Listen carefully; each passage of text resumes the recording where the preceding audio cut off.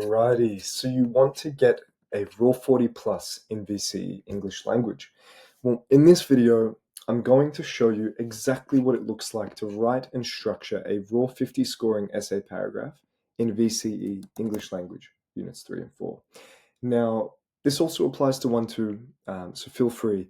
My goal here is to show you kind of how people are scored and really what you're going to get out of 15, depending on how much depth you pursue in your analysis, right? And feel free to use my own writing as inspiration for yourselves. Now, if it's your first time here, welcome. My name is Sepanta. I'm one of the tutors on the Eng Lang Pro team. We all scored in the top 1% of the state. And our mission, our goal is to not only help you get a decent study score and the ATAR you want, but to transform you into excellent communicators and articulators of your thoughts, right? That is our goal, because we really believe that English language is such a useful life skill for getting you the job you want, right? For carrying you through life and communication, whether it be in your personal life and relationships or in your professional world. So that said, let's jump right into it. So I've got a bit of a key here. So yellow is kind of like a topic sentence at the beginning of the paragraph. It's also, at the bottom, that final linking sentence that links back to my topic sentence. Orange, anything that's orange kind of warms the reader up to the concept I'm about to discuss before I introduce the example for it. Anything red is introducing the example itself with meta language as the focus. Anything green is my actual core analysis, me asking myself, who does it affect? Why is it linguistically relevant? And what is the relation of this example to the prompt / my contention, right? Because remember, examiners love it when your essays hug the prompt and constantly use the words of the prompt in your writing to ensure that even you yourself, don't forget that you have a question to answer, and that is the prompt that you've selected as part of your SAC or exam.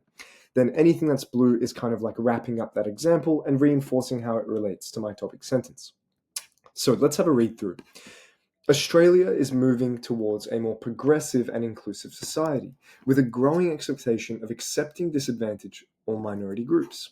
So on the outset, I'm explaining, my perspective on egalitarianism and kind of what it means to watch Australia develop into being a more inclusive society.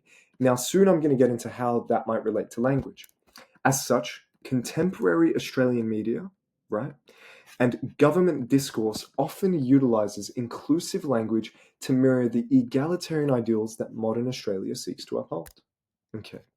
So, with rising societal awareness of issues related to gender identity and expression, linguistic conventions in institutional settings are being re-examined, right? And why is that? Why are we re-examining the standards of how we communicate, whether it be in universities or whether in the court of law, right?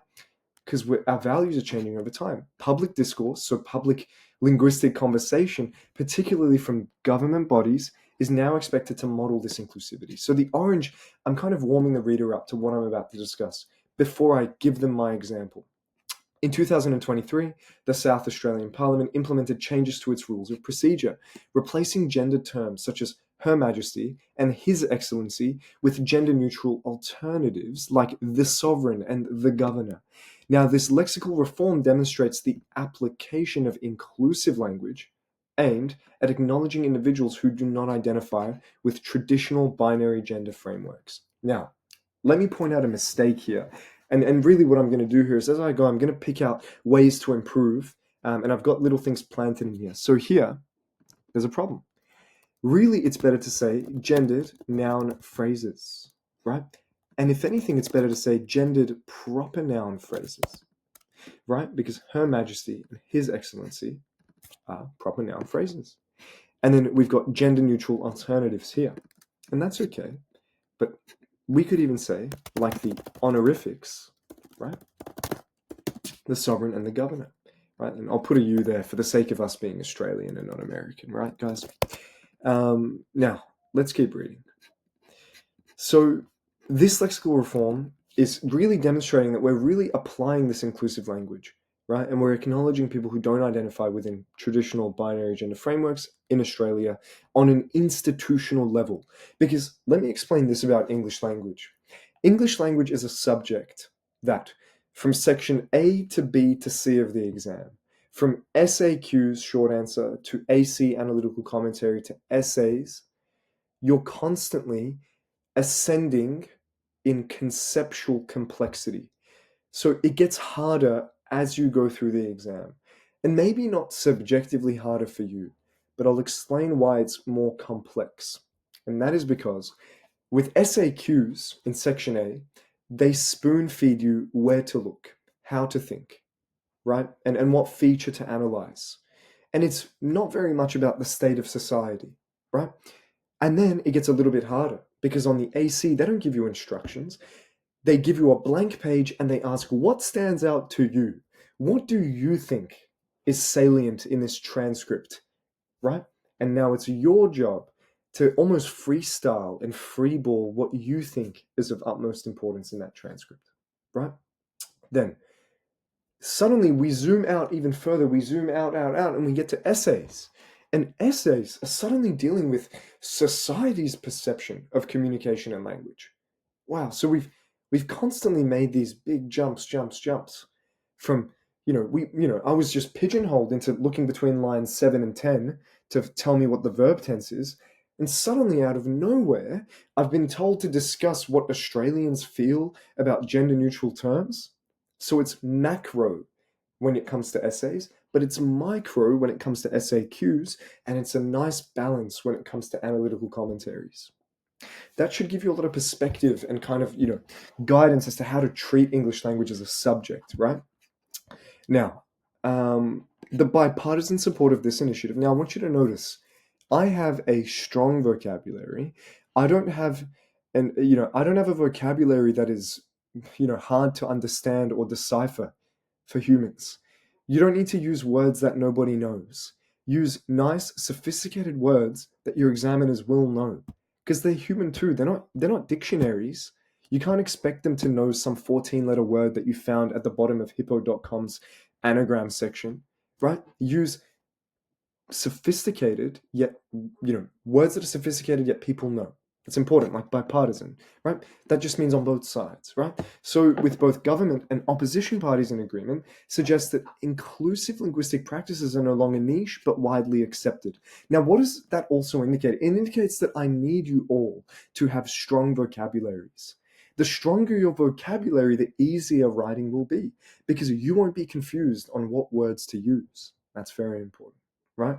Now, this shift in parliamentary terminology reflects not only a response to evolving cultural issues, but a deliberate linguistic move to foster representation, equity, and inclusivity in public discourse, affirming that institutional language can shape, as well as reflect, the ideological stance of society and how we think as a population. And now let's link it. Thus, inclusive language is employed by the government to align with public expectations of representing all Australian citizens, regardless of gender identity. Now, I know this can seem really overwhelming, right? Oh, let's go back. I know it can seem really overwhelming, right? Once again, this is the level that I'm trying to explain these concepts at like a very brutal, raw, like this is no room for error, right? The way that I'm trying to explain this. So you can be half of this and you'll perform really well, right? And if you really want to be at Raw 50 level, then a great starting point is for you to copy the way I write. Copy my writing, right? Take advantage of having access to this right now, right? Screenshot it, write it down, use the words that I use, look at the structure that I employ, right? Whether it be my sections or whether it be, even the structure in my sentences, because everything I do is strategic. Like, look at this. When you look at a sentence like this, well, we learn that this is a compound complex sentence, right? And why have I done that? Well, I've got a coordinating conjunction, but at the same time, I've got a variety of subordinating conjunctions. So I'm explaining a variety of concepts with commas that allow you to take a breath and allow me to articulate myself, that kind of lead on to one another. Are you ready? So it's almost chronological. This shift in parliamentary terminology reflects not only a response to evolving cultural values, okay, well, that's my first point, and chronologically it links to the fact that there's also a deliberate linguistic move to foster representation. Okay, but I'm not done yet. Equity and inclusivity, but where? Oh, in public discourse. Well, why does that matter? Because it affirms that institutional language can shape as well as reflect, how people feel or see and perceive language in society. Do you notice how the way that I write essays is almost like me interviewing myself? I'm actually asking myself questions that will lead me to giving high quality, valuable analysis.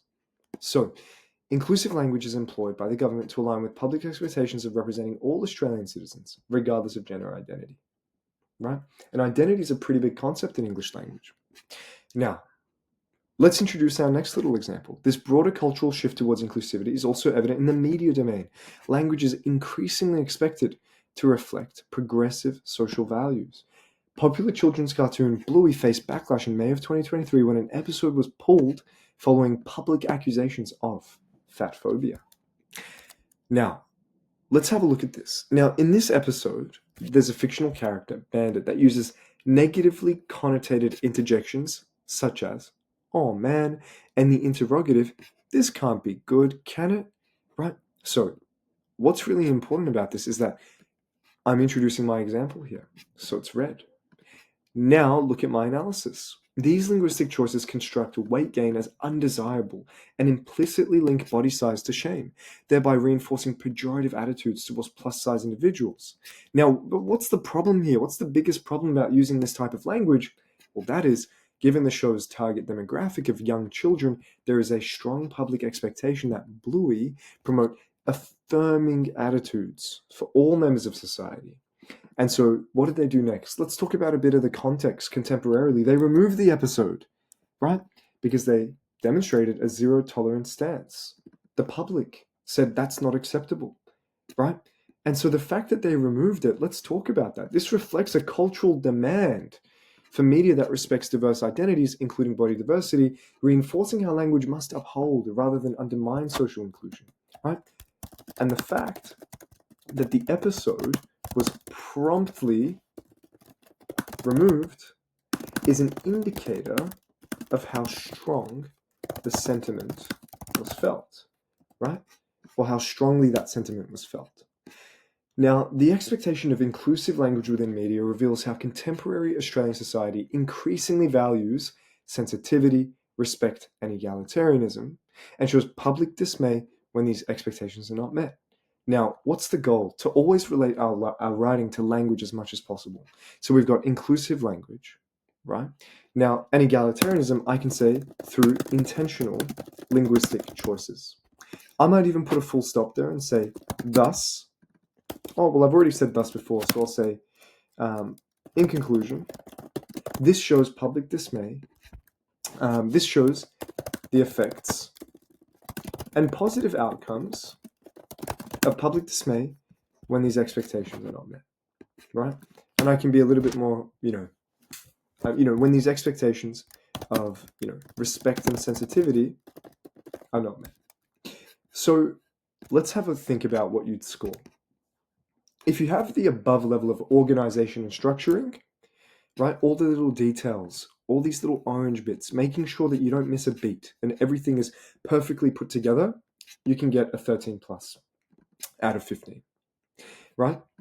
And of course, ensuring that your writing is, vehemently attached to the prompt and your contention, so that it is not at least obvious to examiners that it's pre-prepared by any measure, right? If you have, all the, up to all the blue sections even, and your blue sections are really strong and you're not too concerned with every little specific, yeah, you can probably score like an 11 plus-ish. If you're dealing, with, a piece that has just the green sections, the green sections alone, this type of analysis opens the door to 9 to 10 or more out of 15. Of course, if your analysis is well written and relevant. Having the red section is like, bare minimum. But if you don't have green or blue with it, you can score about, maybe like an 8 plus, right? And if you don't even have a topic sentence, you probably will not be able to score above a 7 out of 15 on your best day, right? There's kind of, a bit of a guide on kind of what you need. So if you want to score really highly, it needs to look like this. It needs to be that level of complexity and that level of depth, and kind of with attention to detail and a comprehensive explanation of what's actually happening with the language in our world, in society. I've referenced identity there. I've talked about different facets of society, whether it be the government or opposition parties, through media, egalitarianism, right? I've got a fair amount of meta language, whether it be interrogative, negatively connoted interjections, whether it be proper noun phrases and honorifics, right? It's a very linguistic conversation still, which is important to keep in mind. Beautiful. Well, that's a wrap for this video tutorial. If you liked it, hit the like button. Please subscribe. If you have any, future follow-ups, or if you want, other videos that, would be helpful for you, please comment that down below. We'll do our best to help you out. And if you want more of us in Eng Lang Pro, feel free to head to englangpro.com. You can get a free trial. We have hours and hours of live sessions where I'll correct your work, tell you where you went wrong, how you can do better. We've got over 100 video guides. We've got basically our own textbook that we've prepared, and really everything that you need inside out, including a contemporary essay examples folio where I find your examples in June of every year and allow you to really thrive, strive, and prosper without the burden of having to get on SBS or whatever ABC and figure out what the Prime Minister said this week, right? Beautiful. Thank you very much. Good luck with everything, everyone.